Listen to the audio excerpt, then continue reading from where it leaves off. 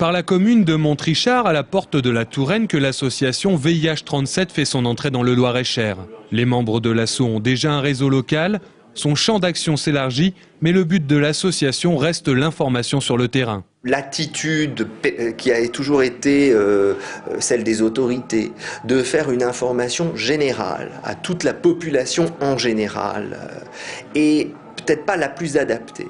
On s'est aperçu par exemple que dans la population des toxicomanes, où on a eu des attitudes spécifiques, adaptées, très audacieuses, échange de seringues, drogue de substitution. Mais on a eu une diminution du nombre des contaminations dans cette population tout à fait remarquable. C'est la seule. Les autres publics savent pour la plupart que la seule protection lors d'un rapport sexuel est le préservatif.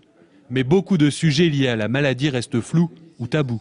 On a en face de nous des gens qui sont informés de l'épidémie, précisément la manière dont ils prennent les risques, l'espérance de vie, enfin tout ça, non, c'est pas très précis ce qu'ils en savent. Enfin, ils connaissent l'épidémie de sida, ils subissent les grandes campagnes nationales, mais encore une fois, ils peuvent avoir des tabous eux-mêmes, il faut en parler ensemble, hein, il faut en parler individuellement.